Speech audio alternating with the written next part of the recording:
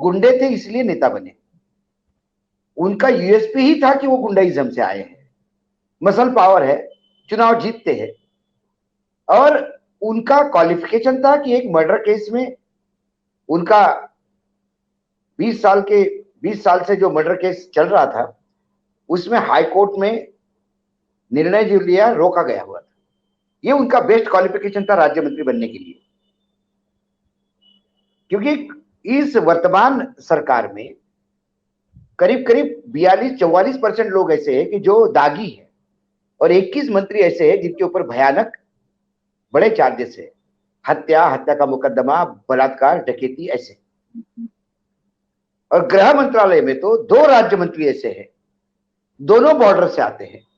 एक पे नेपाल से स्मगलिंग का भी आरोप किसी ने लगाया था जो चर्चा हुई, और एक क्या बांग्लादेश के साथ क्या संबंध है, ये बांग्लादेशी है कि भारतीय है, इसको लेकर उनके ऊपर भी मर्डर चार्ज।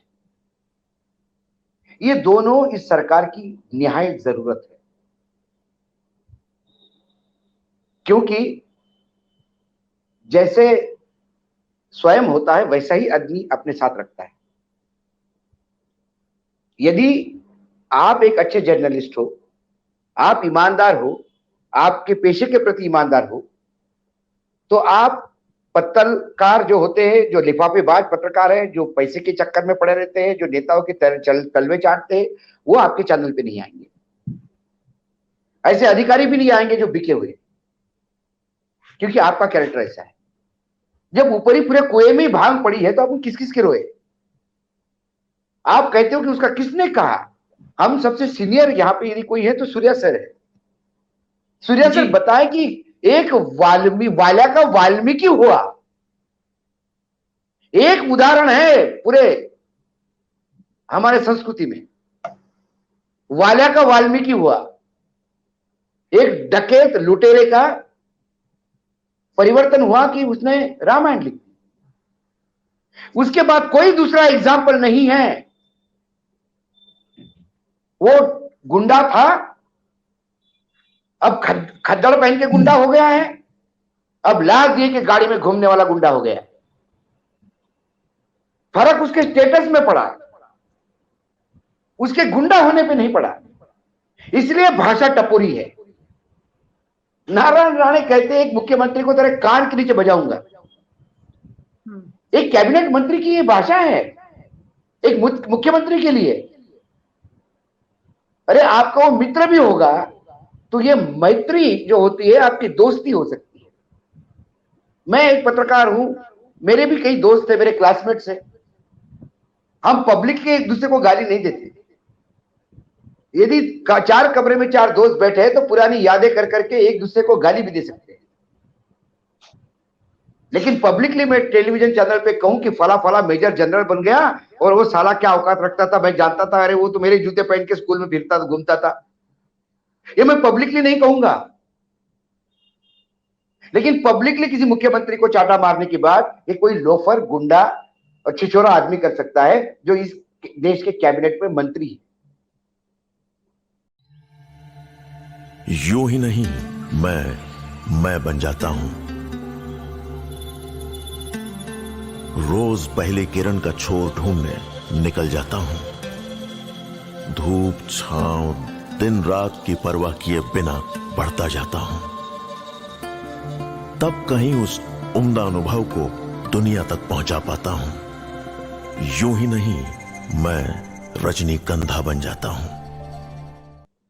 वही छिछोरा गुंडा जब आप मंत्री बनाते हो तो उसकी भाषा नहीं बदलती। वो लोगों को अपना अतीत याद दिलाता है। बोले सांसद मत समझो, मंत्री मत समझो, आप पता करो मैं क्या था, भूलो मत उस बात को। ये वो याद दिलाता है, वो स्वयं कहता है। ये हमें बोलने की जरूरत ही नहीं है।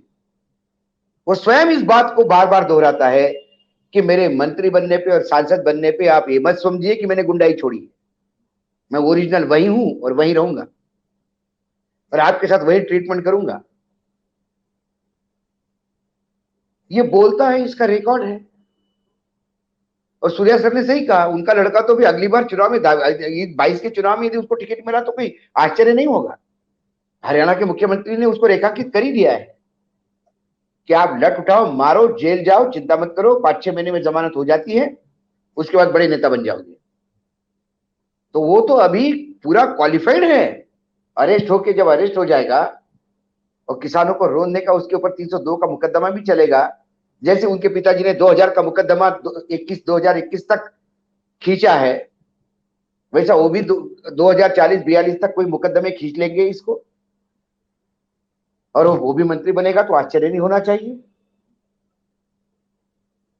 तो इसमें नैतिकता, इसमें ये सारी चीजें अब खत्म हो गई। हम बार बार क्यों पुराने लोगों के बारे में चर्चित करके और उनको इनके साथ तोलते हैं? वो समय चला गया।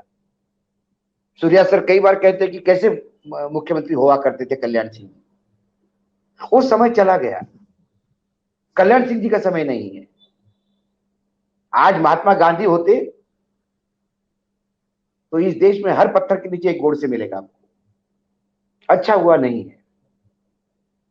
स्वामी विवेकानंद से लेकर तमाम लोगों के नाम लेते हैं और उनको अपमानित करते हैं। तो जिस दौर से ये देश जा रहा है, खासकर 2014 के बाद, और इनको ये लग रहा है कि हमारी ये बातें सही है, हम ये जो करते हैं वो सही है, क्योंकि लोग हमको लगातार वोट देते हैं। 2014 से लेकर 2018 तक लगातार झूठ परोसता रहा।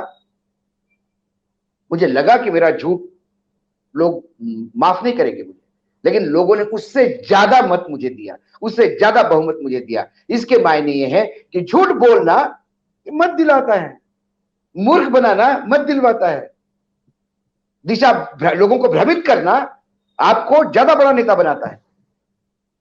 और आप इतने बड़े बड़े झूठ बोलो, वो दिखता है कि नहीं है, वो मालूम है कि नाले पे मटका रख के गैस से नहीं जल सकता चूल्हा, लेकिन जब मैं बोलता हूं तो लोग सुनते हैं, एक्सेप्ट करते हैं। आईआईटी के बच्चे तालियां बजाते हैं। मैं सही या आप सही? तो विनीता जी, ये सवाल ही गलत है। आप और हम सही नहीं है, सूर्या सर भी सही नहीं है। हम उन लोगों में से है कि एक आइलैंड पे एरोप्लेन क्रैश हो गया और 80 साल बाद हम बाहर आए दुनिया के और देख रहे हैं कि ये प्लेन कैसा उड़ रहा है, क्योंकि हम 80 साल पहले थे। हमें टाइम मशीन में जाना होगा, हमें इनके साथ ट्रैवल करना होगा, हमें उतना ही झूठ बोलना होगा, हमें झूठ को एक्सेप्ट करना होगा, हमें गुंडों को नेता मानना होगा, हमें इनके मंदिर उभारने होंगे, हमें सिर्फ मन की बात सुननी होगी और जन की बात को जूते मारने होंगे।